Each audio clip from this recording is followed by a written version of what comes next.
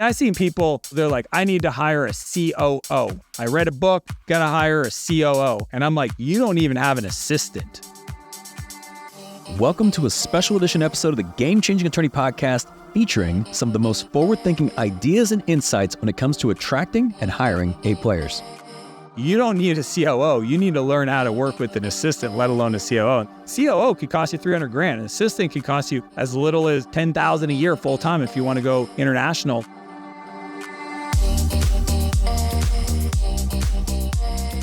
I'm Michael Mogul, founder and CEO of Crisp, the nation's #1 law firm growth company.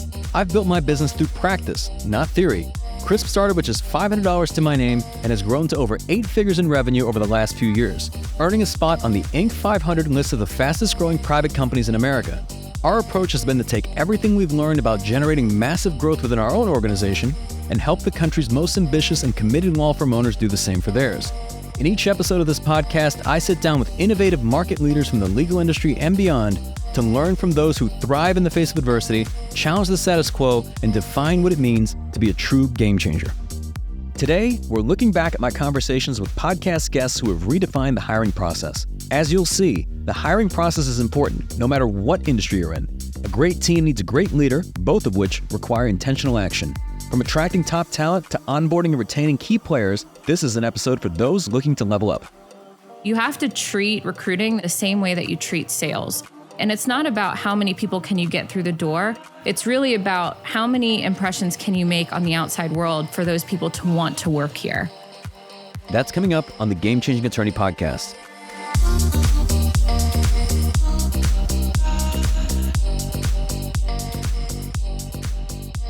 Before we begin today's episode, I want to remind you that we aren't beholden to any sponsors or run any ads on this podcast. This allows us to present all of our episodes raw and unfiltered. I'm not going to push any made-to-order meal services on you or try to save you any money on your car insurance. That being said, I have one small request. If you receive any value from this podcast, please give it a 5-star review. Pay the fee so we can keep this podcast free. To kick things off, we revisit my conversation with Dan Martell, award-winning entrepreneur and best-selling author of Buyback Your Time. Get unstuck, reclaim your freedom, and build your empire. Dan believes that as you start hiring people to do the stuff you don't enjoy, you'll gain more time to do the things you love, which are usually your highest value tasks. I asked Dan to elaborate on the concept of the buyback principle and why it's critical for leaders who aim to delegate. How do we properly evaluate opportunities to buy back our time from our calendar so that we can replenish that activity with things that light us up, what I call green time, or make us more money, or ideally both. And I think that's the game that most entrepreneurs don't realize that they're actually playing when they start a business, is when you go from being an employee where you're trading time for money and you go to entrepreneur where you're trading money for time, just through the nature of building a business. People are paying you for an outcome or a widget, and then you're giving them that thing for money, and then you hire people to buy back your time. That's the game that every entrepreneur is playing. I just don't think that many of them understand that. And if they did, they would just play it better. And that's what the book unpacks, is the process that I call the buyback loop, so that you can avoid getting stuck and hitting the pain line where the more you grow your business, the more pain you're going to experience. And I know you mentioned it a few times, just the buyback principle. So people who are not familiar with this, when you say this throughout the book, and I listened to the audiobooks, I heard you mention it numerous times of hiring not to grow the business, but hiring to buy back your time. Can you elaborate on that and what kind of the difference and almost like the mindset shift is with that approach? The big idea that I share with people is the concept of calendar over capacity. Most people, when they hire individuals to help them in their business, contractors, team members, part-time people, full-time, it doesn't matter. When you spend dollars, labor to hire somebody, most people do it to add capacity to their business, right? I've got demand now. I need help with shipping. I need help with writing more code. I need designers because I have a design agency or a PR agency or whatever. I've got somebody that does fabrication, whatever it is. They're like, I've got a capacity problem.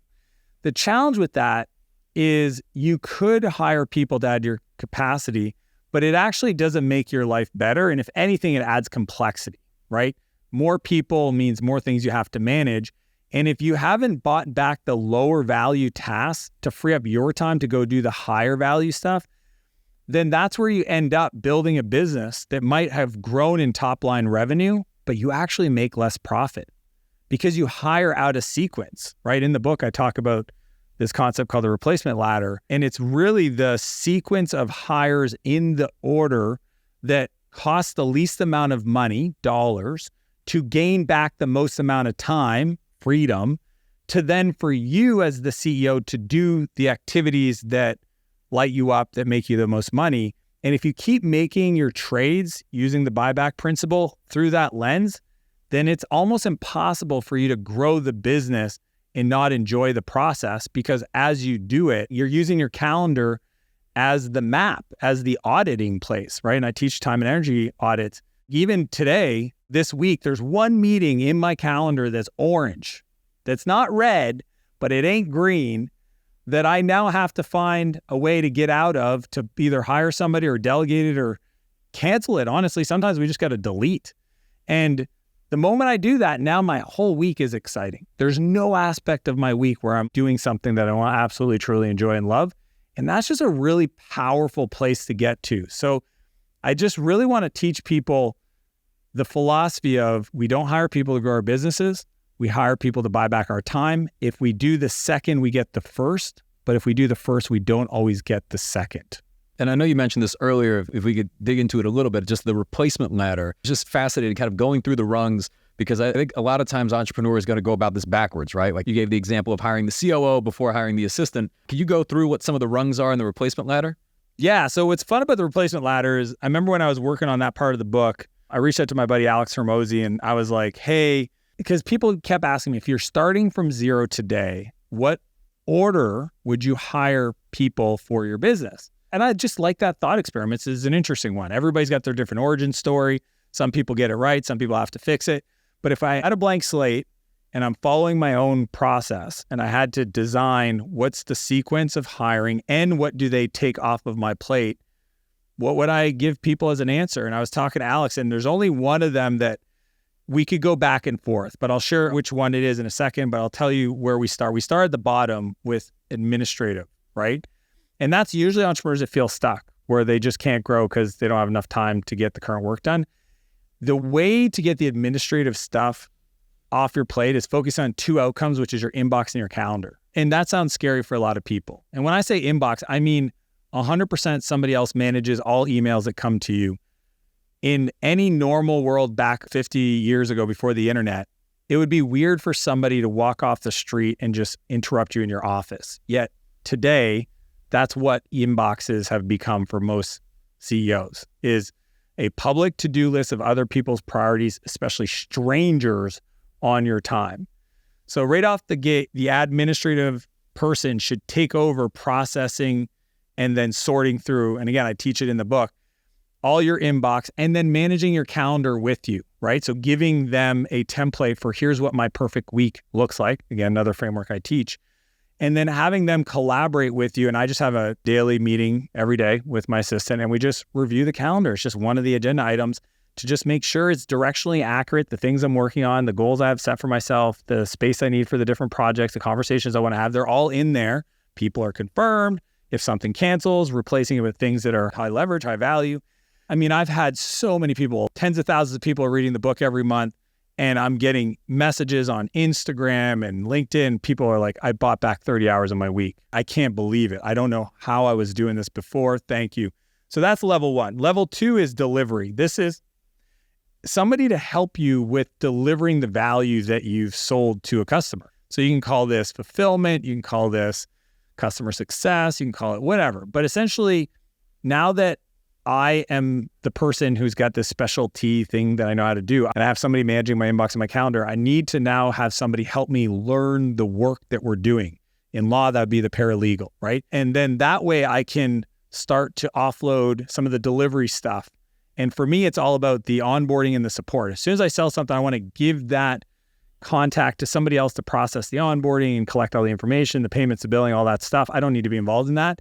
And then the post-activity follow-up support, documents, whatever. That's level two. Level three rung on the replacement ladder is marketing, right? And this is where a lot of people get messed up because they start building a team, but they haven't built a marketing muscle. They don't have a system to predictably create leads for their business or demand for their business. So that's where when you buy back your time as the CEO, you should spend time documenting what's the marketing program. Do you have an affiliate program? Do you have a referral program? Do you have a social media process? Do you have a partnership strategy? What have you done in the past? And people saying, well, word of mouth, that's all we've ever done. Word of mouth can actually be amplified. There's a process you could define for, hey, when customers get a win, I'm going to ask them for a referral. That's a system you can document that's part of your marketing program. So the third level of the rung is marketing. And this is where Alex and I kind of went back and forth, where it could be sales or marketing or vice versa. But for me, I put marketing as third, then fourth is sales. And sales is this beautiful place. And the reason why is the day you hire somebody else, this is one of the things my cousin I did a call with today, he was struggling with. 95% of sales go through him. So if he's on vacation, there's no sales happening in his business. And he knows how crazy that is. He just super critical.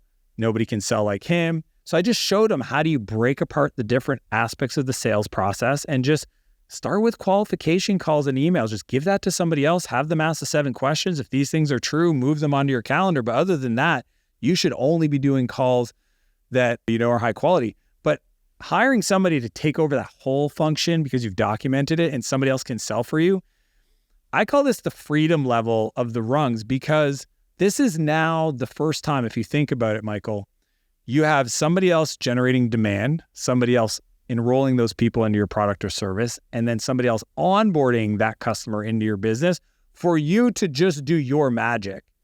And technically, if you're on vacation, that can still happen till you come back and you don't lose any production.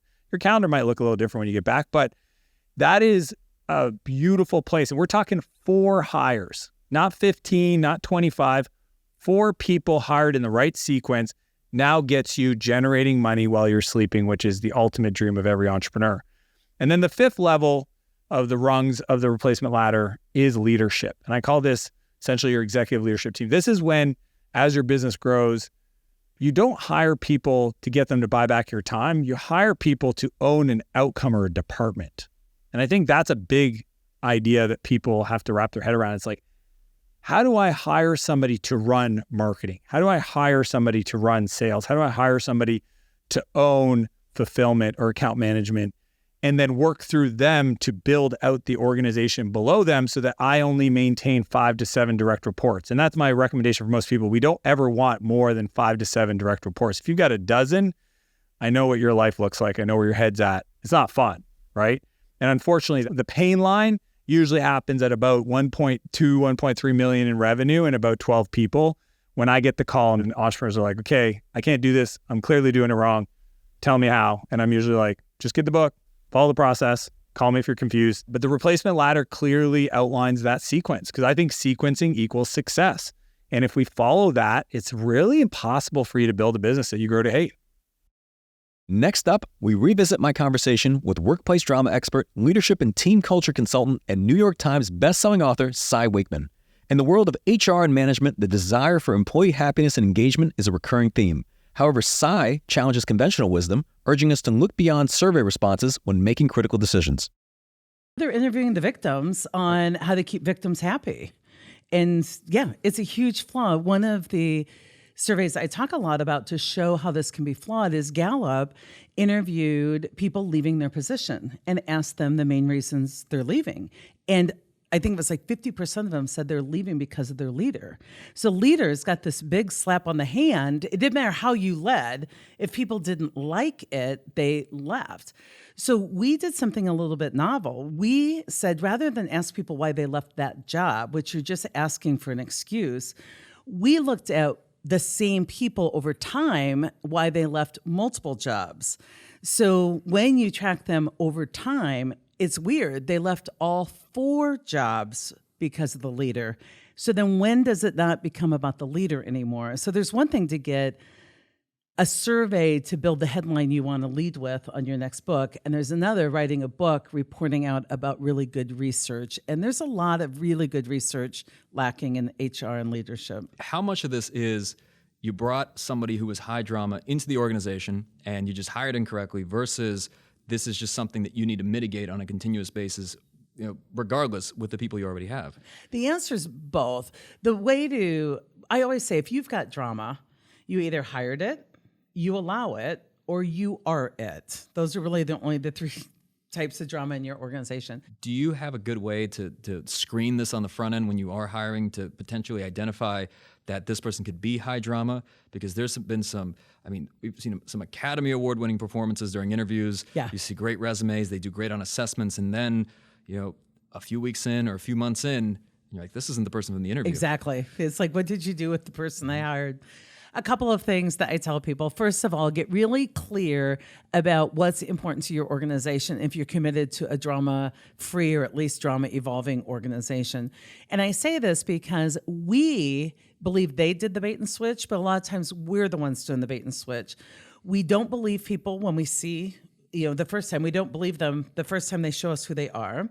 We also say we want one thing, but when we get in and we see a bright, shiny resume where this person served under Judge such and such as a clerk or whatever it was, we lose our minds over that, right? So we have to get very clear and be willing to go through quite a few candidates to take our time. And a lot of people have weird beliefs that they haven't looked at. Like a lot of people say, oh, Sai, it's so hard to find good talent. And when I hear that, I don't experience that as an employer, but then I see the flaw in their logic. They think they have to win the talent war in their city for people in that profession. And I'm like, no, you just have to be the best place for high accountables to work. It's not a very hard competition. So like if you and I are being chased by a tiger, I don't have to beat the tiger. I just have to beat you. So I just have to have a clean workplace where high accountables love working. So I have to really clean up my own view and move my own ego out of it and really hold that confidence. I have to be willing to suffer some discomfort to hire the person I want.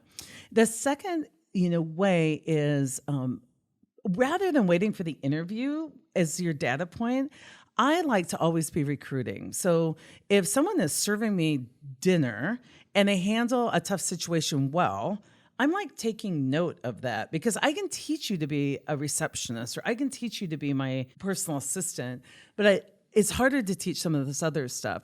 So I'm kind of always dating out there. I'm always looking, who are my fans, who for me in hiring, who knows my stuff, who's active on social media, so that I don't have to have an interview be my only data point. When people do come in, I ask a lot of behavior-based questions.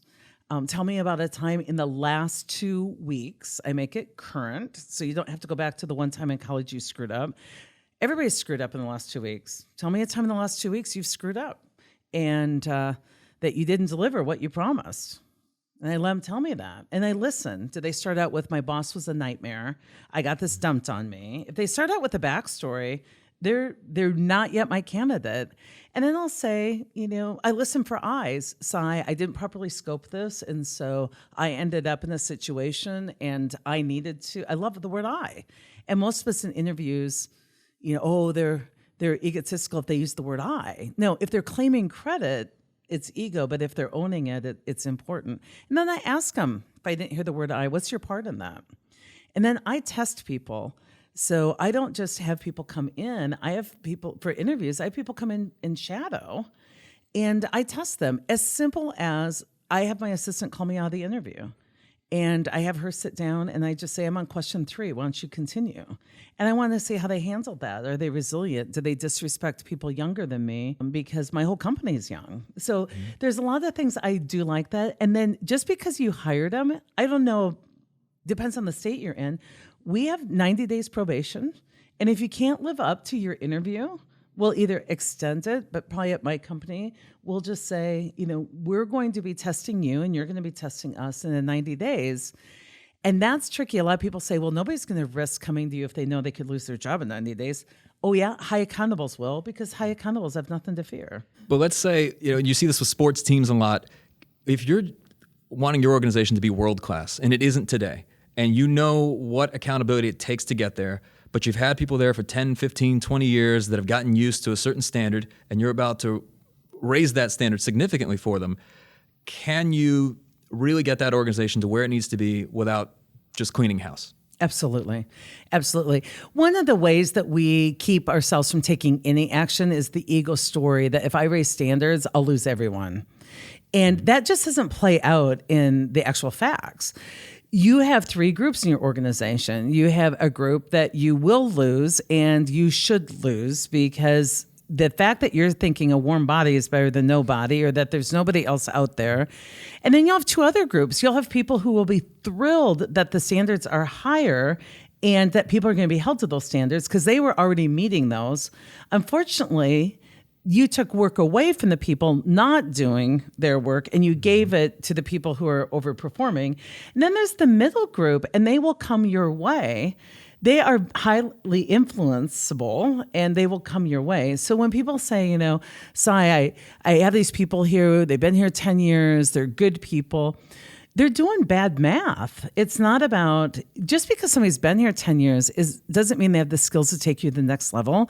It doesn't mean that they're even loyal to you. People are like, they're loyal to me. I'm like, you should have heard what I heard in the bathroom. They're not loyal to you. They are using you. Now, it doesn't have to be this big battle of wills. It's not your decision whether they stay and go, whether they grow or not. You got to get out of all that manipulation, which is ego, and ask them. Here's what the standard is that we're going towards in a year from now.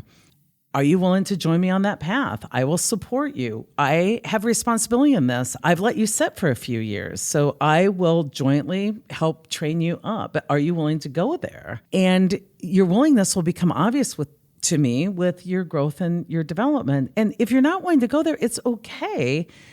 I'm not going to hold you hostage, but most of us do really bad math. I hear it all the time. Sai, you don't understand. They're the only expert in the world on this particular topic. I'm like, well, let's see if that's true. Google it.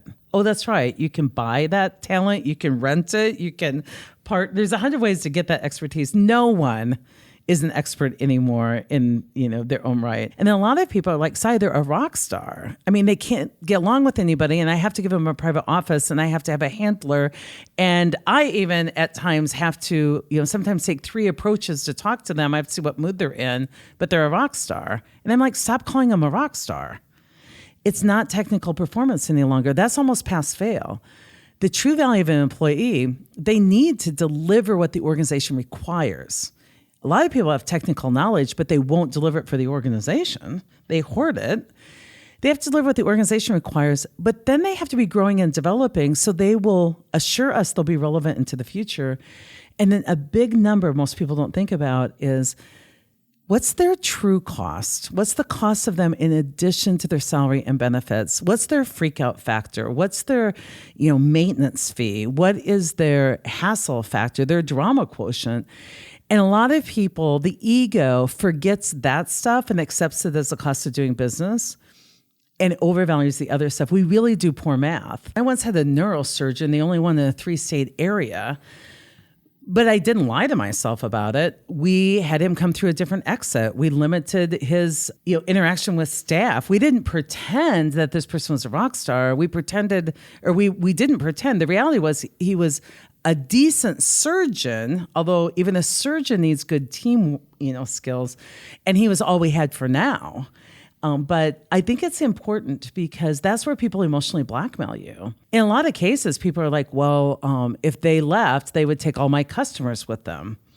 Well, what is your part in getting your company to a point of risk where your customer's impact or your customer's interaction is only with one person who tends to withhold information from you? They're like, well, that's a big risk. I'm like, well, then put a plan in place to mitigate that risk. Because every time someone gives me a reason why they have to keep somebody who costs more than they're worth, it leads back to that leader's accountability level. Next up, we revisit my conversation with award-winning speaker, client experience expert, and New York Times bestselling author, Joey Coleman.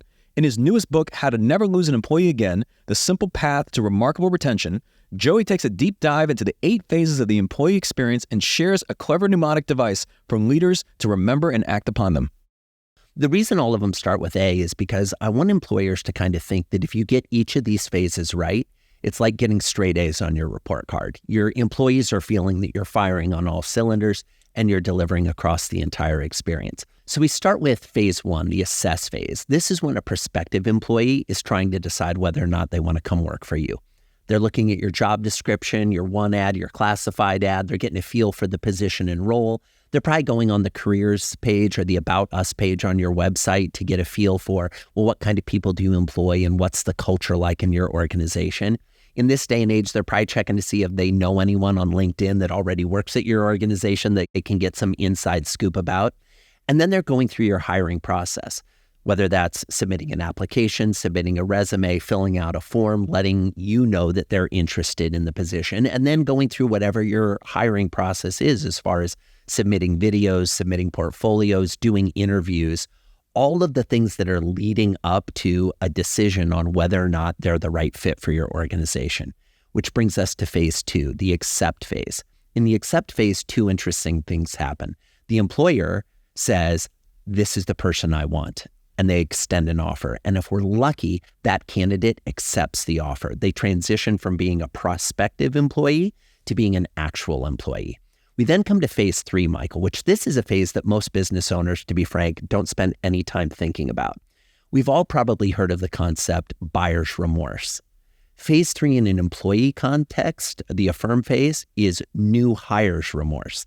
The scientifically proven fact that immediately after accepting a job offer, a new employee begins to doubt the decision they just made. And it literally happens in the seconds after they sign their offer letter. Why is this? Well, a couple of things happen. Number one, the dopamine release that comes with getting the offer, that excitement, that joy, that euphoria starts to fade along with the dopamine receding from the brain. And now they feel fear and doubt and uncertainty about the choice they just made. Should I have negotiated for a better deal? They said this is all they could offer and this are the usual benefits, but if I would have pushed more, could I have gotten more? It's also the case that top talent is probably interviewing at a lot of different places at the same time. And so when they accept your job offer, there are probably outstanding interviews they've done that haven't resulted in an offer yet. And they're wondering, well, if I wait a little longer, is that the one that would have been the better thing? And so that fear and doubt and uncertainty that they're feeling is usually matched by what from the employer? Oh, that'd be very little communication. We've said, hey, we've got the job offer. Great. We want you to start 3 weeks from now on Wednesday. There's no other communication happening. So in that affirm stage, we need to affirm their choice to work with us. We then come to phase 4, the activate stage. Now, this is the first official day on the job when they show up for work. And the secret here is to keep in mind the immortal words of country music legend Bonnie Raitt. Give them something to talk about. What are you going to do to create an experience that is so remarkable that when they get home that night after their first day at work, whether that's to a spouse, their kids, their significant other, their parents, a roommate, when that loved one asks them, how was it? What was the first day like? You want them to have stories to tell. You want them to have things that they're excited about. What's fascinating is 74% of employees say that their experience on the first day determines whether they will stay for a month or not. 74%, and it all boils down to that one day. We then come to phase 5, the acclimate phase. Now, what's interesting, Michael, in the acclimate phase is this starts with the second day on the job and lasts for weeks, even months, depending on the role and the position. In almost every organization on the planet, there's someone who's responsible for the first day on the job. When I go to those same organizations and I say, great, who's responsible for the second day on the job?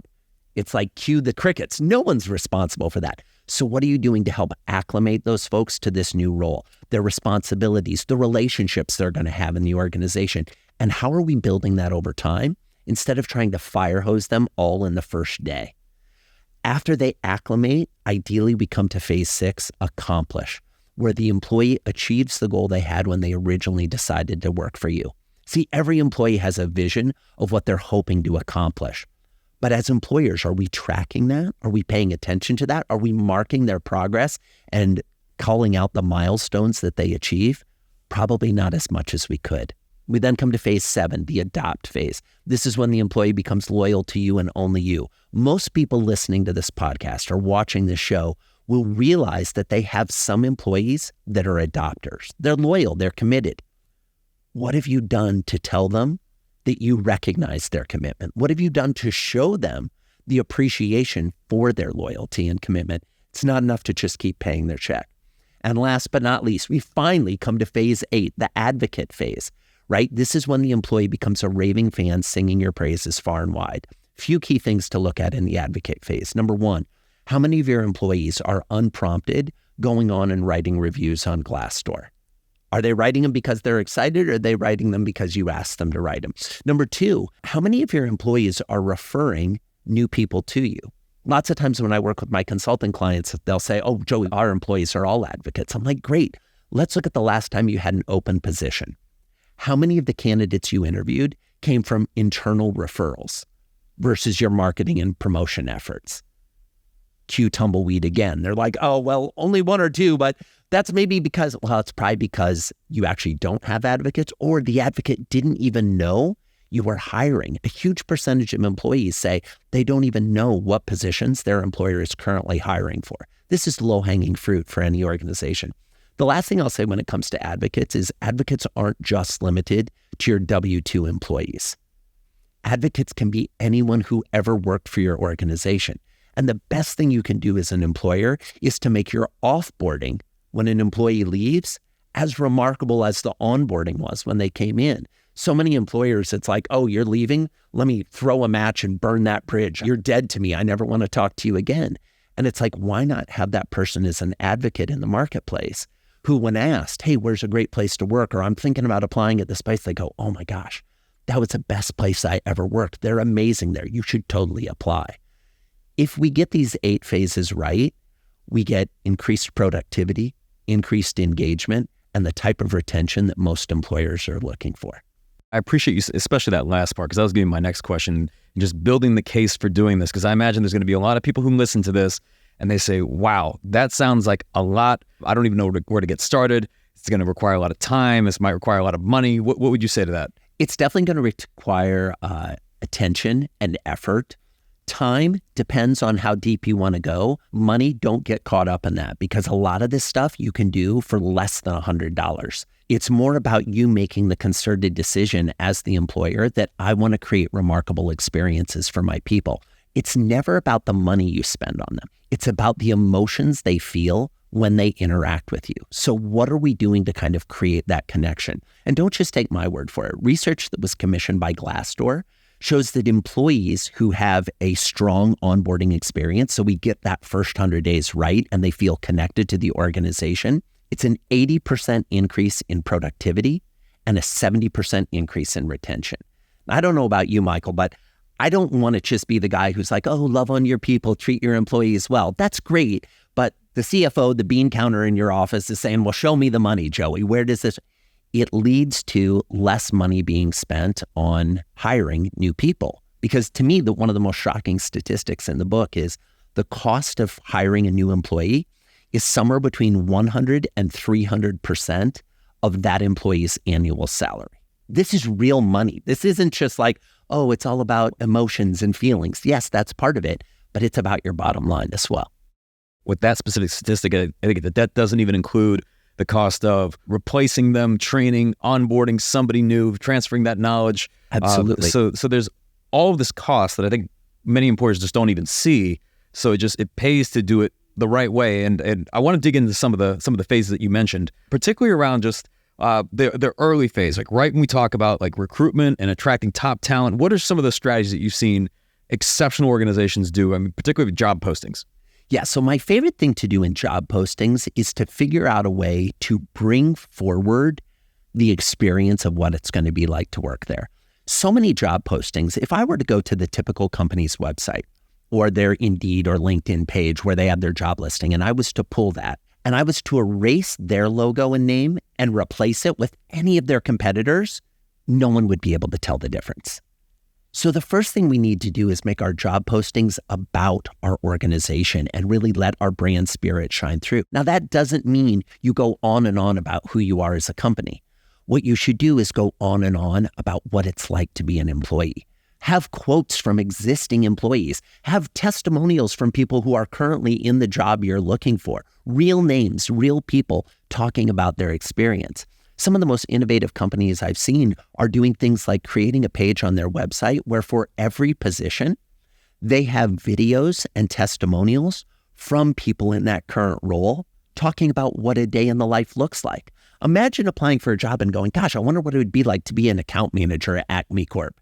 And you go to the Acme Corp careers page And you can see interviews with their 10 current account managers talking about how great it is to work there, what they love about their job, what they love about their boss, what they love about their career and their path forward. Now you're having a completely different conversation. And as we close out this special edition episode, we revisit my conversation with Alex Repas, a master of operational execution who serves as our Chief Operating Officer here at Crisp. With over a decade of experience in the staffing and recruiting industry, she's helped hundreds of leaders hire and retain thousands of team members. During our conversation, Alex shared where most business owners go wrong when it comes to hiring. I think it's really the intake, right? It's understanding exactly what you're looking for. And I think that requires a true intake process of, what is this person that you're hiring for going to do? What is this person going to be responsible for? Who are they going to be accountable to? And what are they going to be accountable for? And so I think on the front end, and we've seen this here a few times, we're not perfect, right? But we'll come up with this crazy new role, and then we'll be like a weekend and we're like, wait, we got to backtrack. Like, what are we looking for here? And so I think having a really clear vision of what you want is extremely important. And then there's the operation piece of it, right? And that's really a lot of it, yes, is a numbers game. It's this, you have to treat recruiting as the same way that you treat sales, right? And it's not about how many people can you get through the door. It's really about how many impressions can you make on the outside world for those people to want to work here. And what can you do to make sure that you don't have to constantly source and reach out, but that they actively want to come to you. And I think that a lot of companies go wrong with that, and that they think, well, I've got this shiny building, and then I've got this, and that's the only thing I need, and I've got a great website, and so therefore they will come to me. It's a lot more than that. It's every reason and more of why I chose to work for Crisp. But yeah, building out a team, I mean, we talk a lot here about the type of person we also look for, which is hungry, humble, and smart, right? You want to make sure that their values and yours align, and that you are as transparent as humanly possible from the jump. And you don't always get it right, but you learn from every single hire that you make. So I want to ask you about something. I'll see if this stays in the podcast. But so I remember when you interviewed and when we sat down and we were talking about really our goals for the organization, you had told us at the time, over the next year, maybe the next 2 years, probably half of the team, we're going to have to top grade them, and we're going to have to bring in new people. And I will say that we were a good organization at the time. We had won, Inc. 5000 4 years in a row, best places to work. We were already an 8-figure business. It wasn't a slouch. And obviously we've doubled since then. But why was that kind of something you said? What was the thought process behind that? I think it's very common for young organizations to hire entry-level individuals, right? Because that at the time, and not to be rude or insensitive to you or to Jessica or to the business, that's what you can afford at the time. Over time, though, and as you grow and scale, you need true subject matter experts, right? At the time, we had never hired, certain roles to have 5 to 10 years of experience that could teach other people in the department. We kind of, you were the teacher for the entire organization, and that's not sustainable. And that's not something that I think you were willing to continue doing till the end of time.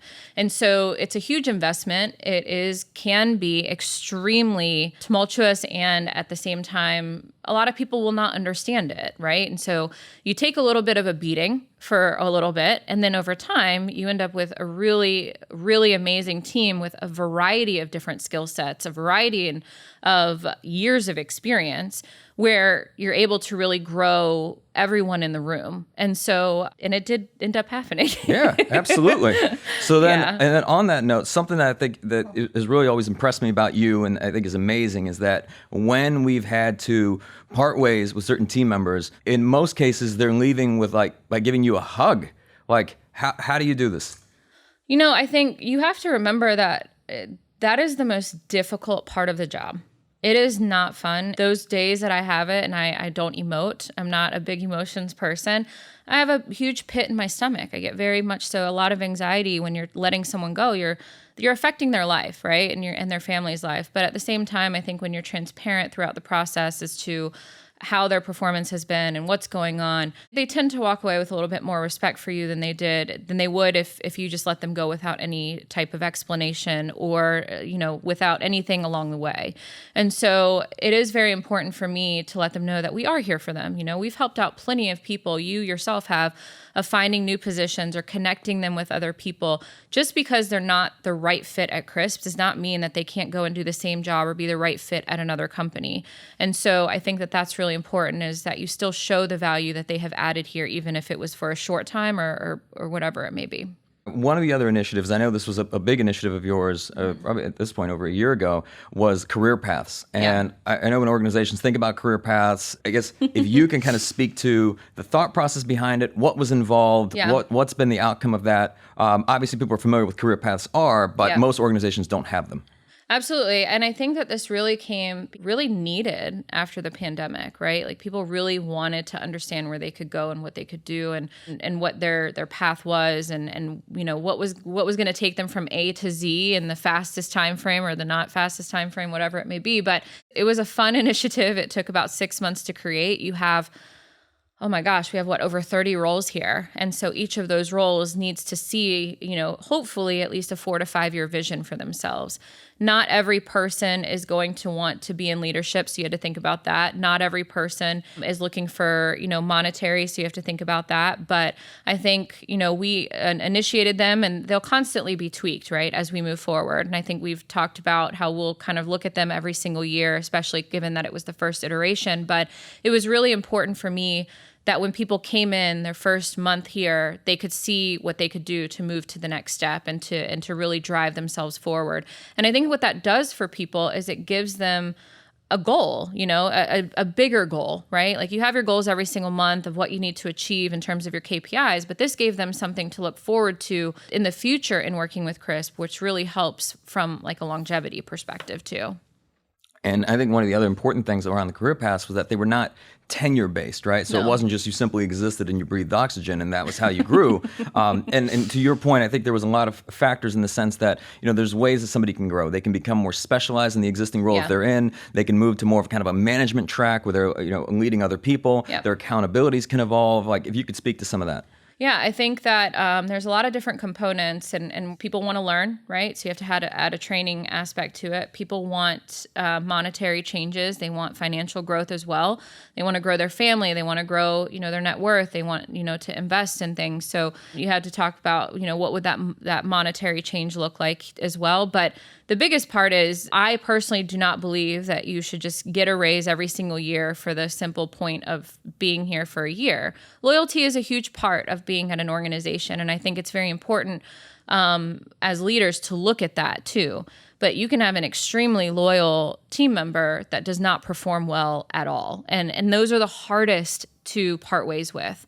The hardest because they want to be here. They're crispy, they love it, but they just can't do it. And so, you have options of figuring out where they can go, but we really wanted to make the career paths KPI driven and make sure that it's not a perfect scenario. You don't have to hit 12 out of 12 months of your KPIs, but you have to at least hit a really great amount to continue to work for that base too, right? Don't forget when you're making career paths, when you're making incentives that you're still paying them, hopefully a healthy base to continue to strive forward every single day. For people listening, let's say they want to kind of get out of the weeds of the day-to-day of their business. They want to be able to work on, not necessarily in their business. Yep. They want to find themselves, let's say, whether it's a practice manager, whether it's a COO, a DOO, an operator, whatever you want to call it. Yep. They want to find themselves an Alex. Yep. How do they get an Alex?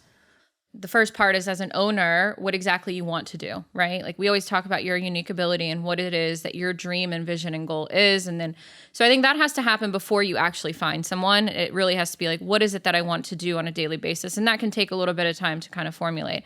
But I think it's not necessarily so much finding an Alex. It's what are you bringing to the table where an Alex wants to find you, or a great COO or operator wants to chase you, right? When you're looking for a job, you're just, a lot of people go in the motions and they type in and they just search. But really, really great, talented people are looking for organizations that they align to and that they can stand behind for a long period of time, and that they can, help foster and grow and want to be there, till the end of time, right? I think that's really the goal for anybody that we bring on or anybody that comes on board.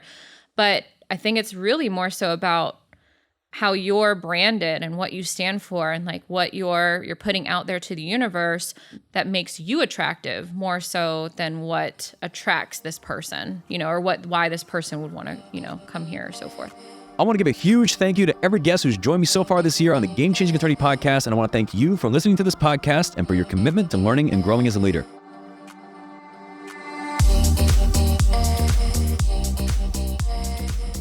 If you found this episode valuable, here are 3 free ways that I can help you grow your law firm. Number 1, download the first chapter of my book absolutely free at GameChangingAttorney.com. Number 2, you can shoot me a text at 404-531-7691 and I'll answer any question that you've got for me. And finally, number 3, if you can leave this podcast a 5-star review, it'll help us gain access to more influential thought leaders and bring their lessons learned here to you. For more information on this episode, see the show notes in your podcast app or visit legalpodcast.com.